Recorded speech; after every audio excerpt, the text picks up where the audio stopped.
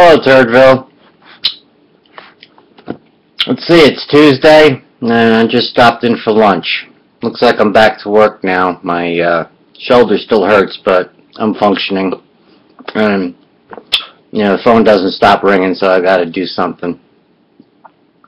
The discussion on the DOTS forum has been fascinating because I think it's just about reaching where it needs to be addressed. And that is the clear government overreach that's big, and looking at it more and more, it looks like the florist is starting to take a stand on things, and it looks like she's well backed. I wish her luck. I think the biggest problem here is government encroachment.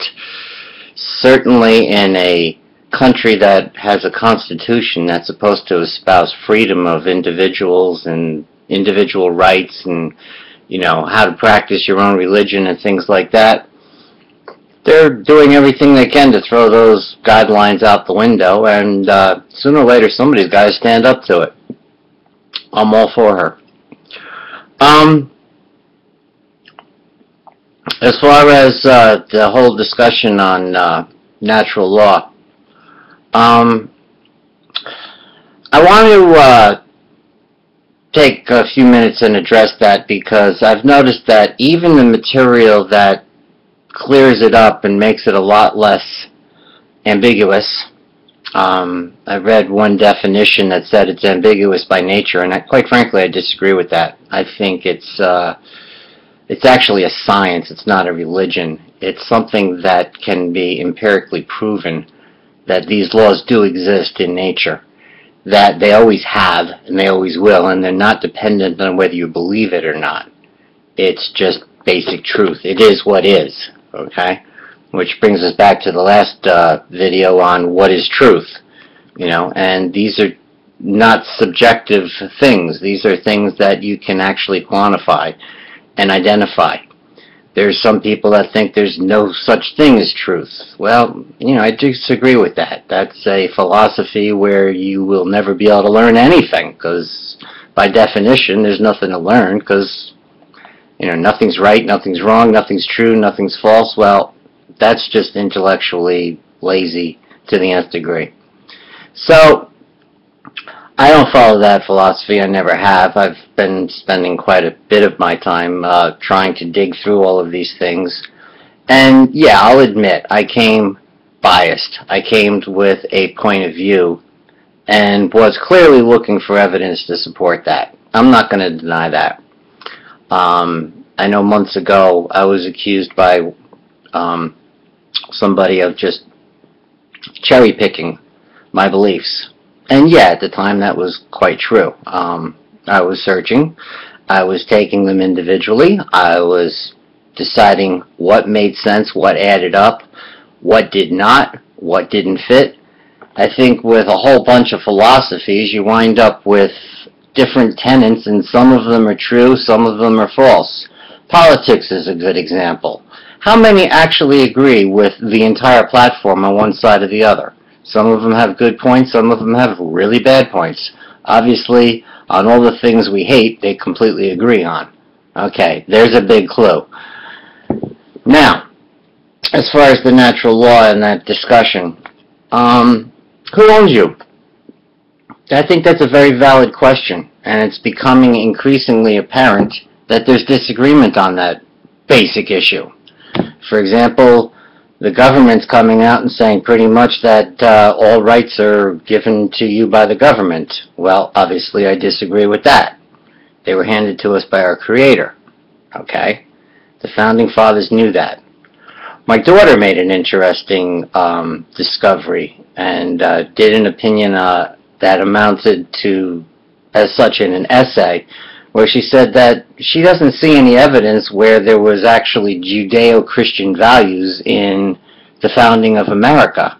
She said it's all natural law. And I said, that's right. The founding fathers were Freemasons. The Freemasons was a secret society. Some call it a cult. I would consider it light occult. In other words, yes, they did pass down these hidden knowledge, if you want to call it for lack of a better word, and they obviously sprinkled it throughout the founding documents. A lot of the phrases, you can just see that's where it was coming from. All right? Now, that's not to be confused with Jesus Christ. He was also very much into natural law. I'm going to give you some basic premises, though. All right? I had put in what Puck T. Smith said, and that's probably overly simplified, but it's a basic guideline. Like, don't lie, don't steal, don't take other people's stuff. Okay? We're all here with free will, and we can use it any way we wish, all right? Up to a point. And that is the point where it infringes on somebody else, because they have the same rights as we do, okay? It also speaks of property ownership. In other words, anything that you've come across in your travels, anything that you've earned, fair and square, is yours. And anyone that decides otherwise is wrong. It's as simple as that. Now, that brings in some very interesting arguments as far as, is government even legitimate? Okay? We have absolutely no right whatsoever to take from others through violence, through threats, through extortion. Pretty much what the government does is a regular course of business. This works on an individual basis too. A lot of times I try to take things to the extreme. I can give you an example. If there were only 2 people on the planet, would one person have the right to do all of these evils that the government perpetuates on the other person? Clearly no. Well, that doesn't change when you raise the numbers. You'll get the argument, well, there's 7 billion people on the planet. You can't play by the same rules as if there were only 2. Why not? The principles don't change. We're talking principles here, okay? If you put them first and then look at all the individual situations that fall underwards, the answer becomes very apparent. It's not real hard to figure out, okay? Now, that's why these principles are so valuable. Now, obviously, this philosophy is loosely libertarian in nature, and you get all these people that, as soon as you hear libertarian, they start screaming, oh, you want to legalize prostitutes, and you want to have legal drugs, and that's all it's about. No, that's not what it's about. That's actually just a result of a philosophy that says, if there is no victim, there is no crime. It's as simple as that. If people want to freely engage in business of any kind, okay, we're talking adults here. I'm not going into, forcing children to do things against their will. That's completely criminal, and I stand by that. We're talking basically rules for living between adults, ones that have grown up. They think. They've got their brains completely wired, all right? Obviously, that's a rare thing these days. But we're just talking principles. You own your own body, all right? You own the fruits of your own labor. Anybody that decides that's not yours for some reason, or they need to get their cut, obviously they're running an extortion racket, okay? If they're going to threaten to put you in jail if you don't pay up, though that's the same as the mob saying pay up or we're going to burn down your store, we're going to kill you, and heck, the government's into the same games now anyway. To take this just a little bit further, the basic guidelines of the natural law would also mean that you have to be honest, okay? You have to be honest and forthright. You have to do what you agree to do, that's just very basic. And under those terms, yes, I have posted that many times. That disqualifies pretty much all the mainstream religions. Definitely the big 3. I've looked a lot at the Eastern religions. Buddhism, Taoism, yes. They actually follow natural law very closely. I'm going through a lot of the material that I had learned over the last year on those 2 subjects, particularly on Taoism. I did notice that in the book, The Tao Te Ching, by Lin Su, which is it's a 2,500-year-old book out of China.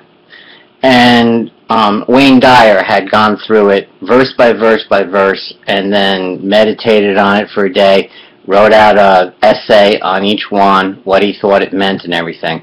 And when I went back over it, I realized that he wasn't interpreting it the same way I would interpret it.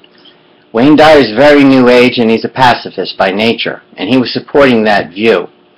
I want to go through that again. Something else that I studied was Conversations with God. You may have heard of it. It was a fascinating audiobook. I've got these things that I've listened to over the years, and I'm going to go back through them, all right? And I've noticed that every time I learn something new, a lot of the old stuff acquires new meaning.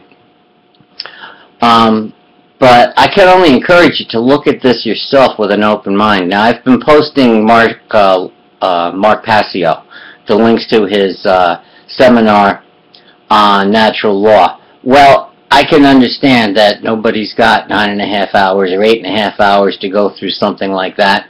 And he goes through a lot of setup stuff, okay, to, pick through the mind traps that have been laid in front of humanity that so nobody looks there. Okay, religion's a big one. That's like, I've stated on some of my posts that by definition, some people have been calling this subject satanic, taboo. It's so outside of mainstream religion that, as the good book says, it has to be evil by definition because it's not in the book, or if it conflicts with the book. The book says it's good, anything else is evil. Well, like I say, that's been separating mankind for all of recorded history. And that will just continue until somebody actually looks at this stuff and says, wait a minute, this doesn't make any sense. You take the beliefs and you say, are these good for the individual or are they bad for the individual? We've got people saying, I'm not worthy, I'm not worthy. Where did they get that from? They got that from their religion. You were born a sinner. For God's sakes, wake up! You weren't born a sinner. You were taught that. Alright? And then you've got all this guilt. Everything's a sin. I said I went to school. I had the nuns for 12 years telling me how I was going to burn in hell. On a conscious level, I didn't buy that. On the subconscious level, a lot of that did sink in, and it did incredible damage. Where I'm just going about my day and never feeling like I'm good enough, never feeling like I'm worthwhile. It's had a devastating effect on relationships. It's had a devastating effect on just what I think I can do in the course of business. And the more I focus on, yes, I am worthy. Yes, I am good enough. And take away some of that ridiculous fear about burning in hell because I don't get it all right. So I'm not walking around in a state of terror. That's like the most unresourceful state of mind you could possibly have. That's exactly the state of mind our government is trying to push at all fronts. Be afraid. Be very afraid. Well, screw that. Don't be afraid, okay? We're witnessing one hell of a show right now. No doubt about it. ISIS is going to blow up all the malls. My wife comes running into the room this morning with that story. I said, don't worry about it. That's our government, okay? Our government is ISIS. I said that in the last video. Maybe it was the one before that. Who knows? These are just established facts.